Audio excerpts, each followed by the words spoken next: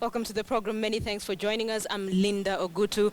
Meresha Owete is a sign language interpreter tonight. So here's the question.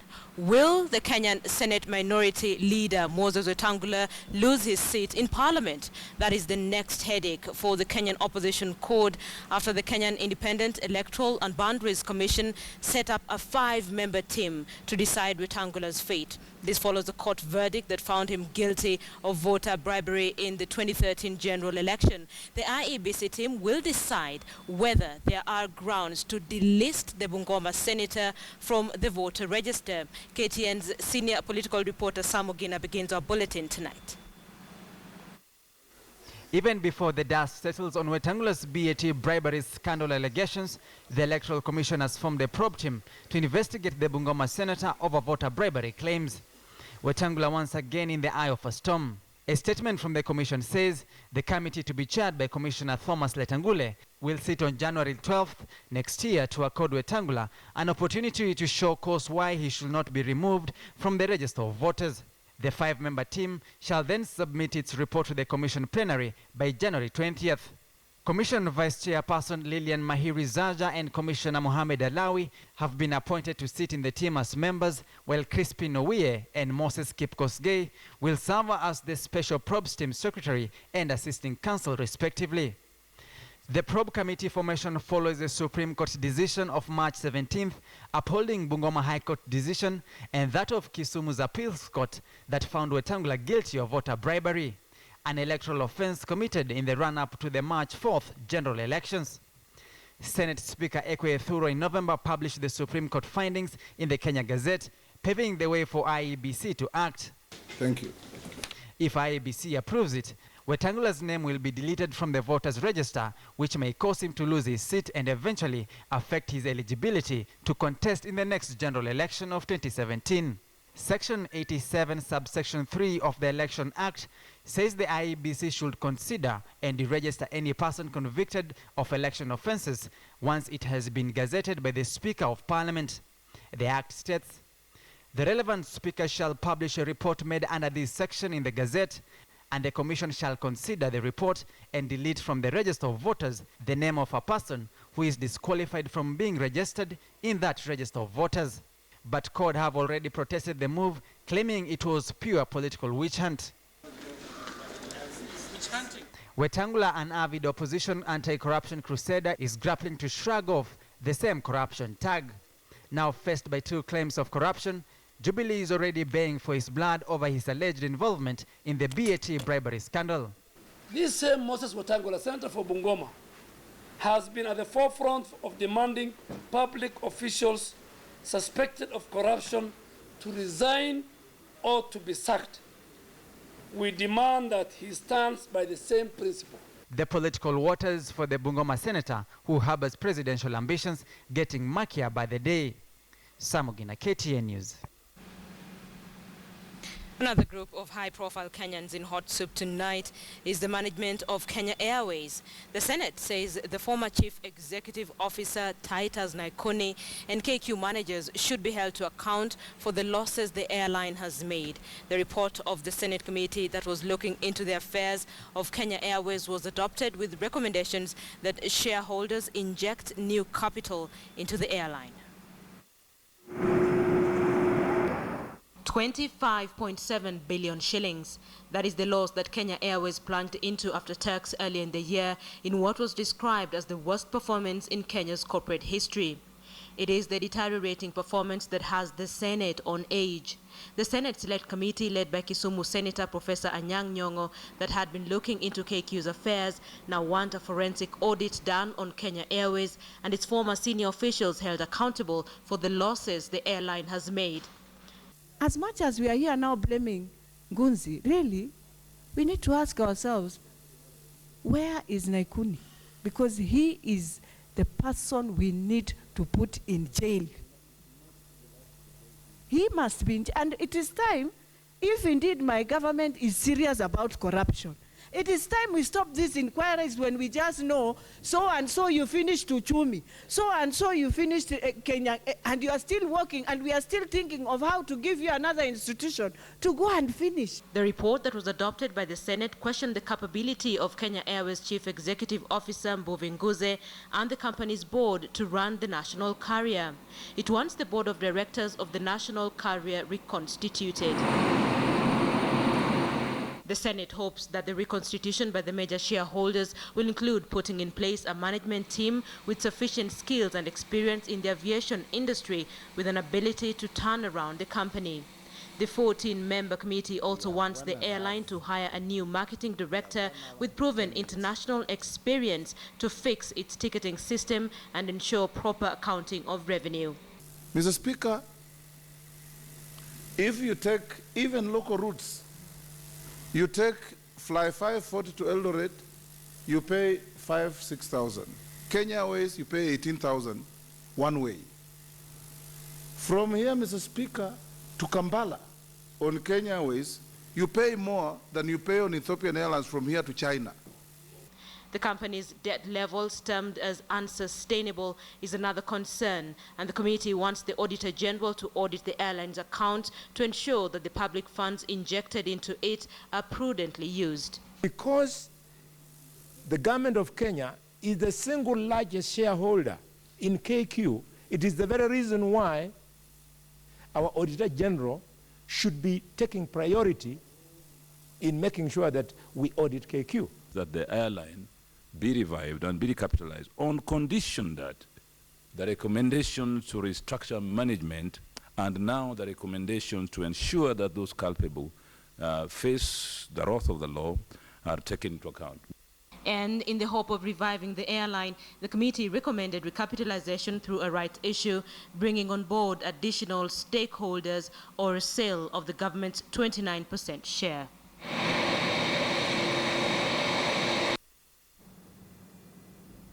Okay, so allow me to pick your mind. The Senate says former Chief Executive Officer, that is Titus Nakuni, and KQ managers should be held to account for the losses that have been witnessed at Kenya Airways. So our big question tonight, do you agree with the Senate members that KQ bosses should be held to account for the billions lost? Let us know what you think.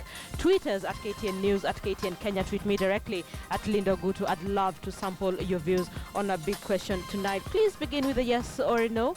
Then that makes it very easy for me to sample your opinion and know which group to categorize it in.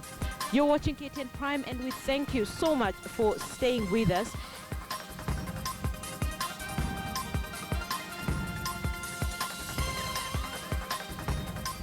So now, from the crisis of losses at Kenya Airways, let's go to the crisis of corruption in Kenya. The leadership of Kenyan churches have announced they are joining the war against graft, which they say is no longer just a political problem. They say part of their campaign will involve receiving reports and alerts on graft cases from Kenyans and then forwarding them to the relevant authorities for proper action. Our time is over. In this nation, rebuking graft. in the name of Jesus Christ. A spiritually charged statement from the Evangelical Alliance of Kenya, which has now declared war on the scourge of corruption, saying graft is no longer a political problem, but a spiritual challenge whose fight, they say, must be led from the front by none other than the clergy and the flock. We know that corruption is more of a spiritual problem or a moral problem than a political problem. And it is only the church that can get into the spiritual realm and operate in the spiritual realm and in the physical realm. And the clergymen say that they are not sparing any bullets, even for their fellow clergymen who will be reported to be indulging in corruption or demanding money from their flock in exchange for miracles. We have allowed corruption to thrive while we are clapping our hands and singing choruses and casting out demons, some of which are imaginary. Our desire as EAK is to see that communities are empowered to engage in meaningful and productive activities. They said plans are underway to also set up a call center with a hotline which Kenyans across the country can call to report cases of corruption. Once reported, the clergymen will then forward the reports to the relevant authorities for appropriate action to be taken. The other number will be spread all over, and in less than 10 minutes, whoever participated in the bribe or in the corruption will receive calls from Isiolo, calls from Muranga, calls from Isibania, calls from Kajiado, calls from Kilifi, or from all over the country saying, so and so was in your office 10 minutes ago, you asked for a bribe. That is not the Kenya that we want. This pronouncement by the Evangelical Alliance comes barely a day after the National Council of Churches of Kenya challenged the institutions tasked to fight corruption to do more to curb the vice, which they say has derailed crucial developments across the national and county governments. So it's only the Kenya broadly who can write the framework on which they will raid the parliament of thieves, of pigs, and raid the MCAs of rats. Early this year, the Evangelical Alliance had asked President Uhuru Kenyatta to fire all public officers accused of corruption, a prayer that was seemingly answered when President Kenyatta sent home 6 cabinet secretaries. But the clerics say there's still more work to do. Muremi Mwangi, KTN News, Nairobi. Okay, listen, another battlefront has just opened up in Kenya over the Galana Kulalu food project. The Kenya National Assembly's Committee on Agriculture wants the multi-billion shilling project suspended and re-evaluated. The committee has also called upon the Ethics and Anti-Corruption Commission to investigate those involved in the irrigation project with claims that there could be officials enriching themselves fraudulently from the project. Ladies and gentlemen, I want to make a summary. The National Assembly's Departmental Committee on Agriculture has been investigating the Galana Kulalu food security project. The model farm was awarded to an Israeli company, Green Arava Limited, at a contract sum of 14.5 billion shillings. It is one of the Jubilee government's flagship projects on food security through irrigation farming. The committee now wants the project suspended. Our fear is that Kenyans are not getting value for their money. Therefore, the committee recommends that that project be suspended with immediate effect and investigation being carried out with immediate effect. That is the essence, that those people who are capable should be brought to books, both from the ministry, NIB, to any other entity that is involved in this procurement process of this project. Because in October this year, then acting principal secretary in the Ministry of Water and Irrigation told the committee that the first maize crop harvest on 500 acres of the model farm yielded 6,022 bags of 90 kilograms each, which translated to 10 bags an acre. The National Irrigation Board expected to harvest 20,000 bags of maize of 90 kilograms each. Indeed, the contractor had indicated that 40 bags per acre would be realized. What has happened, it was actually a test. It was actually a model, and therefore they put in 16 varieties. Out of these 16 varieties, we have picked a few, which probably gave us more than 20 bags per acre. But you don't want to admit that this is a failure. We're just sinking money in a bottle and pit. These billions are going to waste. There is a problem at Galana, and one will be excused for concluding that there's a cash cow. Despite the poor harvest, the National Irrigation Board started planting another 500 acres early October with 6 of the best performing maize varieties from the concluded harvest. That a thorough forensic audit by the Auditor General be carried out on Galana Kulalu food security project, and the audit should cover the following financial year from 2013 to 2014 to 2015 to 2016. That the EACC should urgently investigate the manner in which the tender for the pre-feasibility study was undertaken by the National Irrigation Board with a view to bringing all capable persons to account. The responsible officials of the Ministry of Agriculture, Livestock and Fisheries should be held to account for implementing a project of such magnitude without prior prior financing arrangement duly sanctioned by the State Law Office and the approval by the National Treasury. In September last year, before the launch, the same committee had asked the government to suspend the Galana Kulalu irrigation project, citing a conflict of interest between the contractor and consulting firm that carried out feasibility study for the project. The committee then argued the project had been awarded without competitive bidding as required by the Public Procurement and Disposal Act. Patrick Amimo, KTN News. Let's cross borders now. Somalia's capital, Mogadishu, is emerging as the newest business destination in East Africa. New businesses have sprung up since 2012 as investor confidence in the country improves with relative stability brought by joint federal government and AMISOM operations. Our reporter Francis Mtalaki has just returned from Mogadishu and filed the following report. The story of resilience in Mogadishu is well seen in this aerial view, a densely populated upcoming new city of Mogadishu, and as the African troops siege territory from the Al-Shabaab terrorist group at the heart of Mogadishu town, buildings like safari apartments are becoming commonplace here, with local investors contributing 90% of these modern structures. Benson Macharia decided to leave Kenya in 2013, and for the past 2 years, he has seen Mogadishu grow to what it is now despite security challenges. Bado iko bali kiasi, haijafika kama vile Kenya, lakini tangu nikuje hapa na hapa nimefika, yani muda huu tumefika, imesonga, sio kama vile mwanzo. The apartments go for $1,500, an equivalent to 150,000 Kenyan shillings. He tells me that although security has been a big issue in Somalia, there is marked improvement, and the sounds of bullets that was once so commonplace in Somali capital have been replaced by the noises of construction sites. Kulikuwa na shida mingi kwa sababu unaweza kuwa vile ulikuwa umezoea Kenya sivyo umekuta hapa. Ulikuwa hujazoea, sasa yani kulikuwa na shida mingi ni kuzoea tu na mtu kuvumilia. In our tour along Aden Osman Road, the banking sector is slowly mushrooming.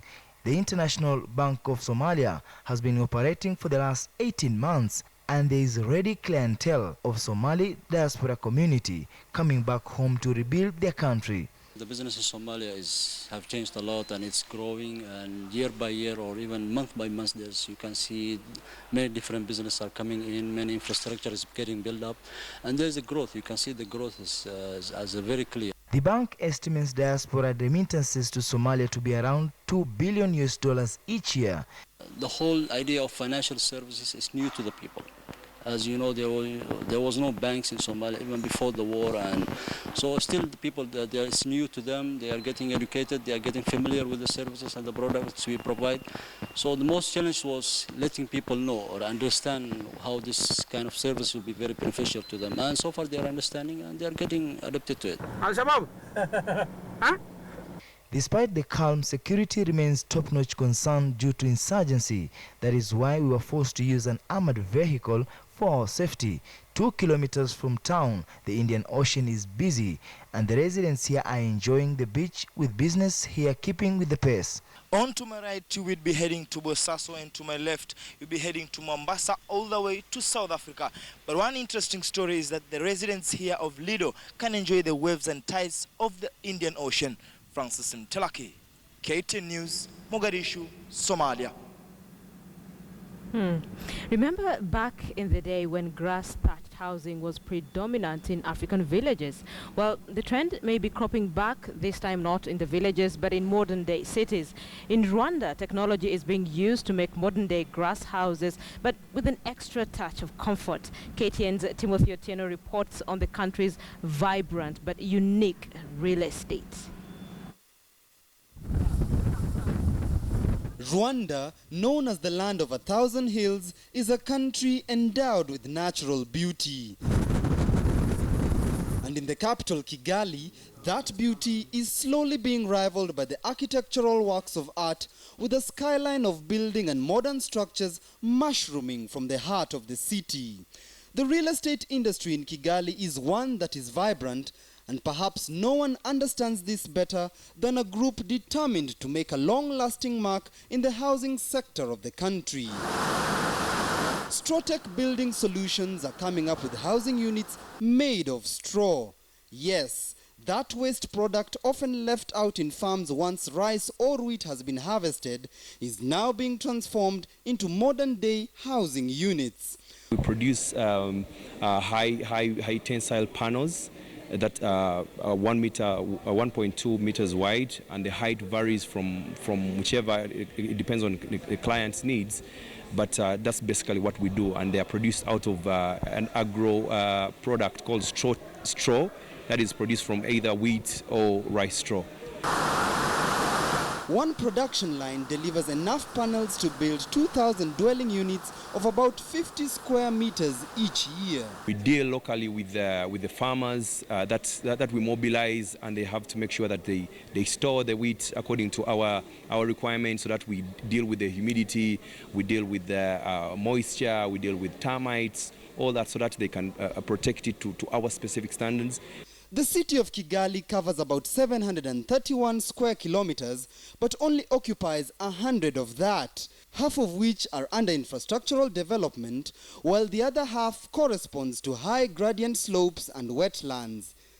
And with a current population of about 1.2 million people in Kigali and an annual population growth of 5.7%, the country's Ministry of Infrastructure is well aware of the need to provide affordable housing units for its ever-growing population. Yeah, that's nice. That's a good... David Nyonsenga, the country's head of urban planning, tells me that for them, partnering with the private sector is vital to making more of such simple housing units. Cabinet have been recently adopted the investment law, which promotes some incentive for the developer who are willing to invest in an affordable housing sector. So one of the incentives is just the holiday of 50% waive of the corporate income tax for the developer. Investors in the industry such as Strawtech welcome the move and hope that straw-made houses will catapult Rwanda to the forefront in Africa for construction using locally manufactured, sustainable green building solutions. It's a green material. We use recycled agro-processed products. So meaning that we are not consuming a lot from. We're actually giving back because we don't utilize what is coming so much from the ground. The housing units take just 4 weeks to construct, and once rolled out throughout the entire country, will save homeowners up to 5% of construction costs. Sounds fair? Well, if you are in Kigali, then maybe this could be a next humble abode made purely of wheat straw. The city of Kigali hosts more than half of the entire country's urban population, and the government here is on an ambitious plan of constructing cheap and affordable housing units by the year 2020 in order to accommodate the increasing number of people moving from rural centers to urban areas such as this one. Timothy Otieno, KTN News, Kigali, Rwanda. Beautiful houses there, I must say. Let's bring you back into the country and take you to the county of Embu, where women leaders are up in arms against a member of the county assembly who seemed to suggest that the county should pass a law to allow for female circumcision. The member was making an argument to the effect that it would be one of the best ways to cut down on cases of immorality and incest, but the comments have triggered a face-off in Embu County. KTN's Mercy Kandiye reports. At the Embu County Assembly chambers on Wednesday, Kiani South MCA Salesio Kimaru gets himself in trouble over these utterances. Immorality, a lot of immorality. Men sleeping with their daughters, boys sleeping with their mothers, Mr. Speaker. This has been affected by the culture, Mr. Speaker. Let's go back, even if it means the circumcision of girls. Let's go, let's circumcise them. If that is what now will cost us to be Mr. Speaker. What was seen as the MCA openly advocating for legalization of female genital mutilation has gotten the women in Embu County up in arms. We are just not very happy with what he made, because the minute you talk about something, it is not easy to recall the same. Once spoken are not recalled. The MCA was at the County Assembly chambers in support of the second reading of the Embu County Cultural Heritage Bill 2015. The MCA has since denied the allegations, saying his statement was taken out of context and asked for forgiveness. I meant to say that we should support alternative rites of passage that usher young girls into womanhood. This initiation does not involve mutilating any part of the female anatomy, but is very helpful in shaping behavior and inculcating morals. The Embu Maendeleo ya Wanawake leaders are lamenting over what they call careless statements that take the fight against the outdated vice steps behind.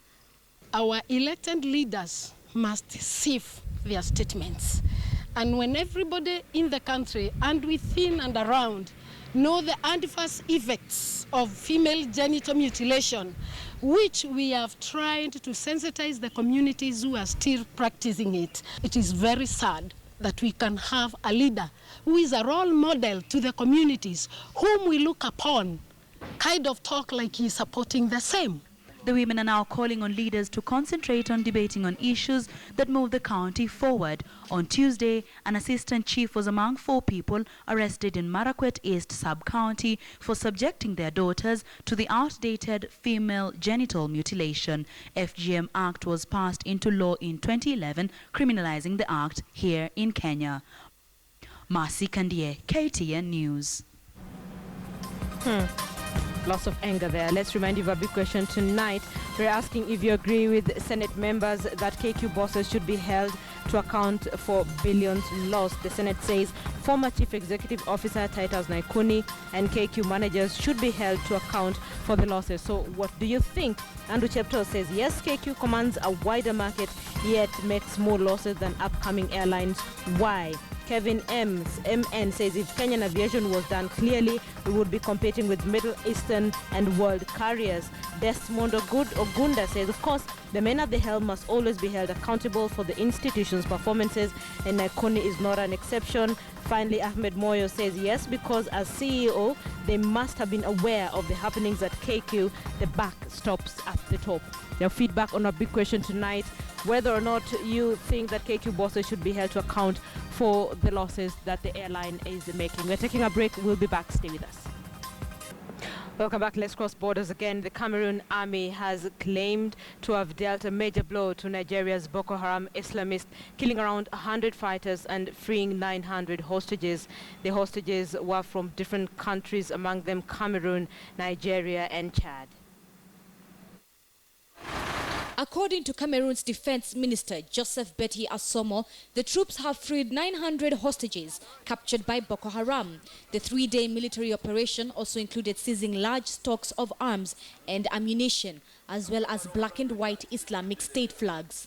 It is not known whether those freed include any of the 219 schoolgirls taken from their dormitories in Chibok, Nigeria last year.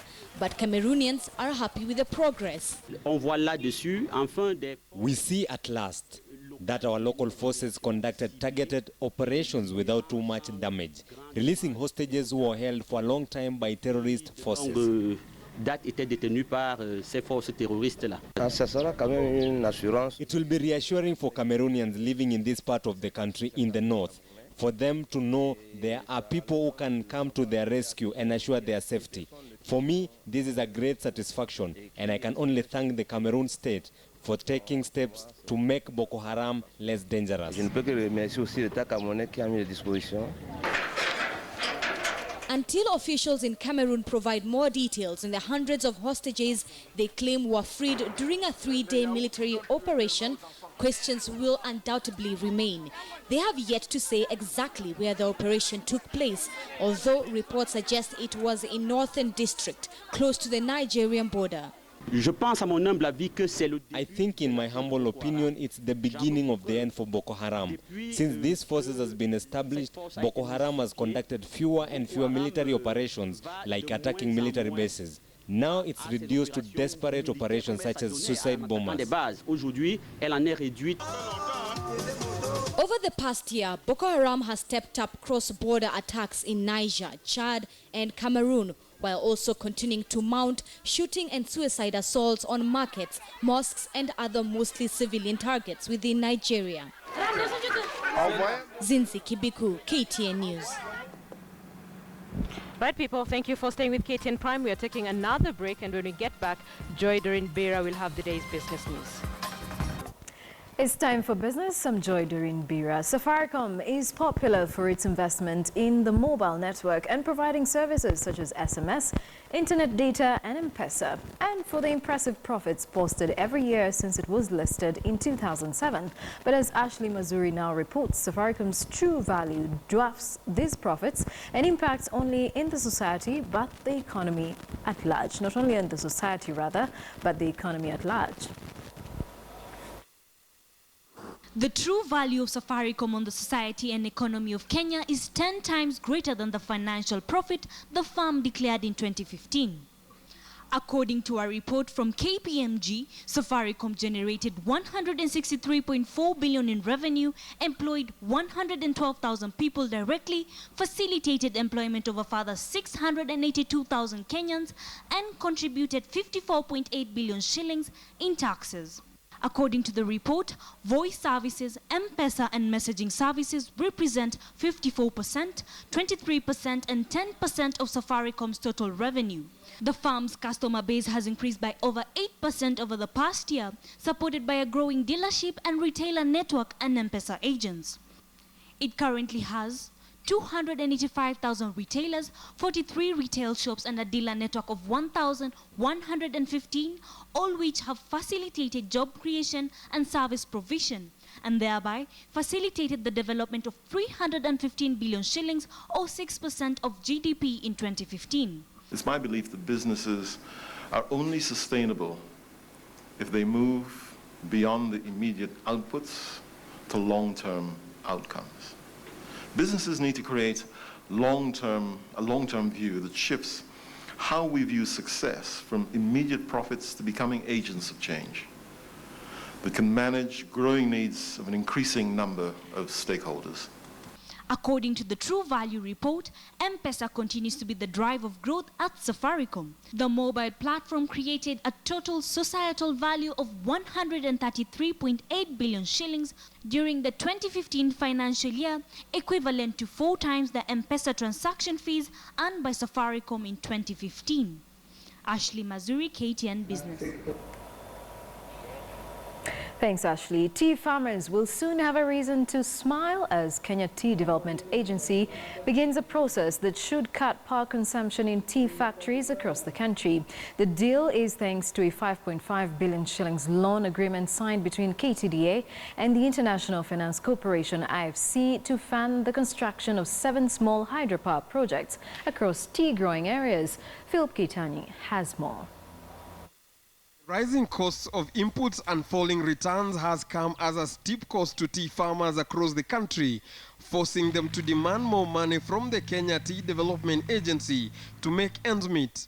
On its end, the agency has been looking for alternative ways of scaling down operational costs so as to improve efficiency and also increase farmers' earnings. And now, the agency has signed a 5.5 billion shillings deal that will fund the construction of 7 small hydro projects across tea growing areas. On average, individual tea factories spend between 30 and 65 million shillings annually on electricity. But with the new projects, the factories are expected to cut electricity consumption by half, allowing tea farmers to reap from an estimated 1 billion shillings in savings. Throughout our engagement, your approach has been a constant reminder that you are working very, very hard for the well-being of hundreds of thousands of small-scale holders who rely on your diligence and your continued support for their livelihood. The funding is in line with KTDA's long-term strategy of cutting overhead costs by enhancing access to alternative renewable forms of energy. According to the agency, it will take 2 to 3 years to construct each of the hydropower projects. The 7 hydropower projects will create approximately 2,100 jobs during construction and 60 jobs following commissioning. Each of the power plants will have an estimated capacity ranging from 1.1 megawatts to 6.5 megawatts. The excess power generated will be sold to the national grid, providing farmers with additional revenue streams. This project was supported from the beginning by Coparco because it benefits directly to 350 smallholder farmers and shareholders of KTDA. It contributes to the reduction of greenhouse gas emission. It increases power generation and the share of renewable energy in the Kenyan mix. The 5.5 billion shillings IFC loan will be repaid in 10 years and will attract 4% interest rates. Philip Keitany, KTN Business.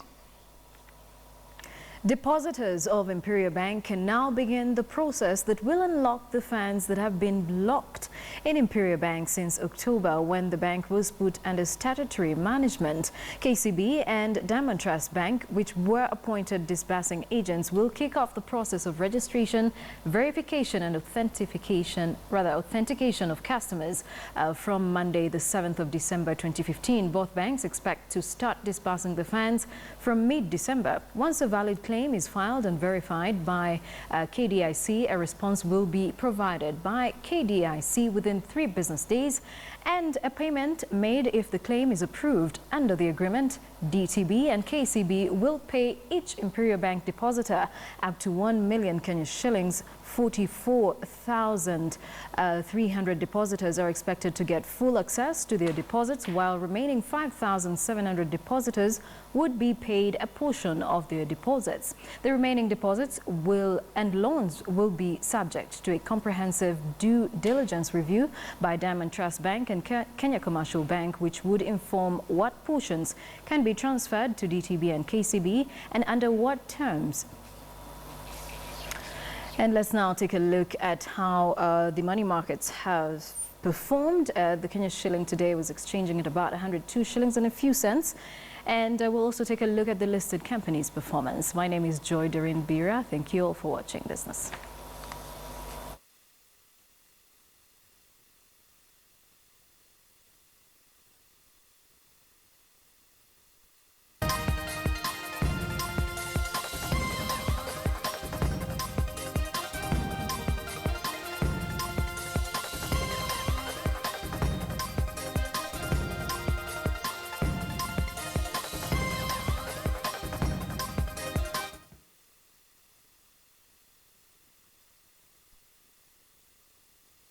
Good evening it is, and welcome to KTN Sports. My name is Moses Wahisi. Today we start with matters of the Kenya athletics that for a while now has been dogged by the doping claims. A top lawyer, Sharad Rao, has been appointed by the International Association of Athletics Federation Ethics Committee to investigate 3 top athletics Kenya officials that were suspended due to graft allegations. Rao says that the allegations made are very serious and is calling for cooperation from athletes and also from the whistleblowers, who is urging to come forward. He says that measures must be taken quickly, or Kenya could face being suspended from participating in the Rio Olympics in next year. Sharad Rao was appointed by IAAF to investigate AK chairman Isaac Plagat, his deputy David Oke, and former treasurer Joseph Kinyua over subversion of the anti-doping process, as well as improper diversion of funds from kit manufacturers Nike. The 3 have been locked out of the AK offices at Riyadh House, and while they remain adamant that they are innocent, one man will make recommendations that will ultimately solve the jigsaw puzzle at AK. Many in Kenya fear doping is rife among their top-class runners, who have been the source of enormous national pride. The damage started when the first allegations started coming about this perception that our athletes are involved in doping. Kenya, a household name in middle and long distance races, is now under intense scrutiny amid allegations of widespread doping in world athletics.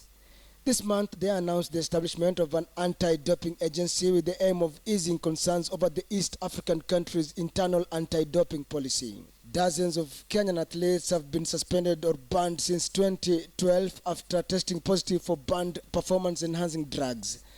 Among them, marathoner Rita Jepto. Rao wants whistleblowers to come forward from among the country's athletes and officials to provide information. Athletes themselves to come forward and say to us and say it honestly as to what do they know without being vindictive against any of the three officials to tell us exactly what has been happening. He admits the journey to unearthing scandals that have dogged the federation will not be a walk in the park. There is sufficient prima facie indication that they have been they have been guilty of certain offences which are quite serious and which warranted the suspension. Sharad Rao will rely on investigators from the State Prosecutor's Office. As well as the police and Kenyans and the athletics world hope the investigations will sanitize a country that has dominated athletics over the years, but whose international image is now in tatters. Hassan Juma, KTN News. And now to some rugby news where it's only hours left for the start of the action. That's during the Dubai Sevens in the United Arab Emirates. And actually that will be the opening leg of the 2015-2016 HSBC World Rugby Sevens series this Friday. After bagging a ticket for the next year's Olympics, Kenya will try to sail through a tough Pool D so as to better their results in that they got in last year's edition, where they accumulated only 2 points. Shujaa, which majority of Kenyans expects to have a positive outing, will open a campaign at 10:36 a.m. against Australia before taking England at 1:58 p.m. The final group match will be at 7:20 p.m. and that is against Wales, and we'll be keeping you posted on how the team will fare in the season opener. Riala University produced a fine display to the second best team in this year's Nairobi Basketball Association League. The team which is only 9 months old, a tremendous season, and they are aiming to climb up to the ladder so as to get to the Premier League in the near future. Abdullah Ahmed with that story. The Riara University basketball team was formed in 2014, drawing talented kids from high schools in various parts of the country as part of their school program. Making their debut in this year's Nairobi Basketball Association League, the Bucks made tremendous achievement qualifying to the playoffs, then saw off Technical University of Kenya and ZTech in the quarter-final and semi-final respectively, before falling short against Ulinzi in the final, where they had to settle for a second spot. I have big hopes for the team. Going forward, we're also looking to recruit some new players. Using our sports scholarship, we'll be able to bring in some new players who are also talented. We'll be scouting so that we can be able to beef it up and ensure by the end of the next season we are on top. Under the watchful eye of 23-year-old coach Zedekiah Otieno, the team surpassed its targets, but they are aiming for greater heights next season. It being a young team, so I think our biggest challenge is maintaining the team for at least 2, 3, or 4 seasons for us to start reaping the benefits, because once you start plowing, you don't expect the harvest immediately. One thing, it's tough because, as our coach always says, education and sports go hand in hand. You can't give the other priority over the other, so you just have to manage your time, make sure you're at all your classes, afterwards rush for practice after class, yeah, and just make it for training and for the games. Finishing second means the Bucks will play in the second division next season. Abdullah Ahmed, KTN Sports. And actually, that's it for today's edition of KTN Sports. But remember, even today, I don't know, Linda Ogutu on the other side, what's your take on the case about Oscar Pistorius? He's actually been found guilty of murder and he's just waiting to be sentenced. I don't know what's your take, Linda. Let the law take its course. Let's see how it plays out in the coming days. Well, thank you.